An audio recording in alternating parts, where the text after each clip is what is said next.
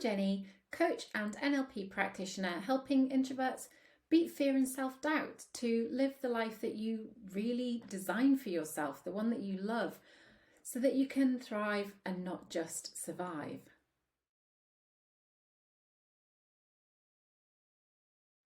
Small things can have a huge impact. Think about the pain of a paper cut, the tiniest of cuts on your hand, so small it's invisible. But the pain, oh my goodness, they are sometimes the worst type of cuts.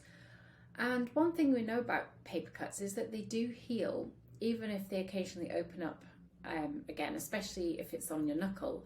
You know, when you go and do something, you think, it's opened up again.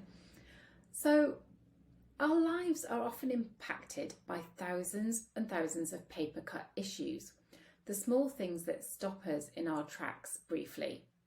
It can be something someone says to us, a look we receive that we interpret a certain way, a criticism, just an off mood. You know how somebody's just a bit off and you think, oh gosh, that must be about me. And all of these little things can mount up and we can start to question ourselves. The paper cut issue has gone visibly, but we still remember the sting of it. You can think very clearly when you think of a paper cut how stingy that is. It sits in our subconscious mind, ready to open whenever it's stretched. And you know those sensitive people around you? The ones that we're going, oh, they're really sensitive. Like, why are they exploding about that particular thing? It's tiny. They're full of paper cut issues too. They've got their own little paper cut issues. It may not be a massive trauma. It may be so small and insignificant that it gets brushed aside. They may think they have nothing to worry about in the world, and why on earth should they feel sad about life? When we have paper cut issues, it's so easy to discount them as impactful or not impactful. But when they mount up, our subconscious says, hold on a minute, this is painful. I better start protecting myself. I don't want to keep getting paper cuts. And protection can look like people pleasing. It can look like staying quiet, or it can look like being very, very, very loud. It can look like self-sabotage, an unhealthy diet, the I don't care. I see that a lot of people saying, I don't care. It is what it is. I just don't care anymore. And that's just a protection mechanism. So it's not that they really don't care. It's just that they don't know how to care because it's too painful. And it's all these little tiny things that have built up into something really big. So what can we do when we feel as if we have nothing to complain about, yet life still feels really hard?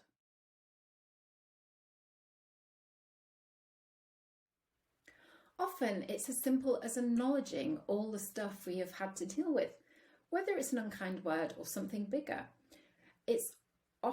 I often used to think that I had nothing to worry about. Nothing massive had happened to me. I especially thought this when I had postnatal depression. It was mild postnatal depression, but it just wasn't true. And apart from that, things had happened to me. I was bullied at school. I would go home crying most days. I felt totally alone. I had no idea who I was or what direction I was going in until the last few years. I never felt enough and was often made to feel like I was too much. So if you feel you have nothing to worry about, but you're still unhappy, write everything down, even the small stuff that seems like paper cuts. Look at each item and ask what you learned from it, saying, I had that experience. It was hard for me. That's okay. I'm allowed to think it was hard. And know that you got through those hard things, no matter how small or big they were. And as Glennon Doyle says, we can do hard things. Knowing that is empowering.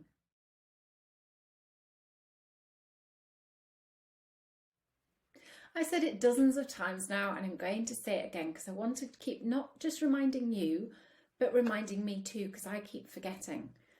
Give yourself a high five in the mirror. It tells your subconscious that you're doing a good job. Even if consciously and logically you don't believe it, your subconscious will take that on board. Last week, I did an Unleash Your Money Mindset workshop.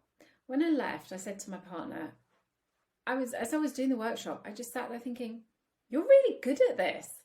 And he went, about bloody time. Of course you're good at it. Why is it taking you this long to realise? But it's hard to say that to yourself. Sometimes it's really hard to acknowledge that you're doing a good job, or you're doing the right thing, or that you're even enjoying it sometimes. And if you're enjoying it, sometimes that also feels like you shouldn't be. It's supposed to be work. But I think we're all very quick to criticise ourselves. I know I'm really quick to criticise where I am in my process, how much I've done or not done, how much I think I should have done, how I could have done better.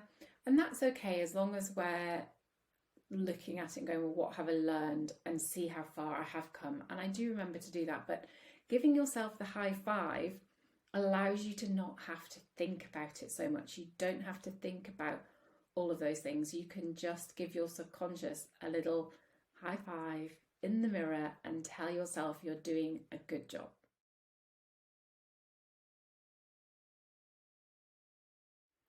And finally, design the life you do want.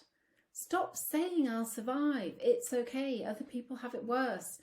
Start designing the life you want to have. This may be in the form of a list, so you can write things down. It could be in a drawing. I have created a Canva art that sits on my desktop when I see it. It could be a vision board. So whatever it is that you want in life, create a visual, whether it's a written visual or an artistic visual. Just create the visual that works for you. Then I want you to write down the specific feelings that you have around your vision board. So just check in. How do you feel about it? Does it feel like a possibility, or does it feel like completely so not realistic? It's never going to happen. So write down, it could be a yes, that's the life I want. It could be that's the life I should want, but it doesn't really inspire me. It could be I want that life, but how do I possibly make that happen? It could be that life is actually for other people. It's not something that I ever feel I'm going to be deserving of, or I'm capable of having. Notice how you think about your dreams, because it will help you work out your next step. Quite often, if we don't believe we can have it, our subconscious is going to get in the way. If we don't believe we deserve it, our subconscious is going to get in the way.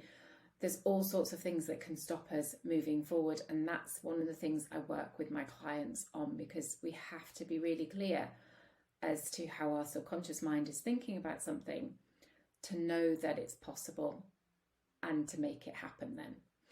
So you may have a belief about yourself that's getting in the way, and we need to deal with those things. So write them down, work out what your beliefs are, where you're going with it, and how you're feeling about this vision that you have created for your life.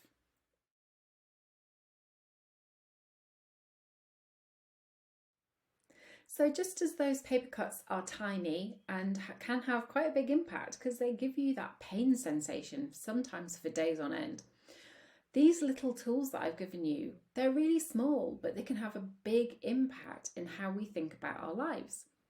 So if you want to make changes to your life, sometimes it's not the big stuff. Sometimes it's just the small stuff to get you started. So how can you start today? Tell me in the comments, what are you going to do? Which tools do you like the sound of? Which ones resonate with you? And how are you going to start living the life that you really want? And if you want to hear more from me, remember to press all the notification buttons, subscription, and all of that good stuff that we like you to press. And have a really powerful day.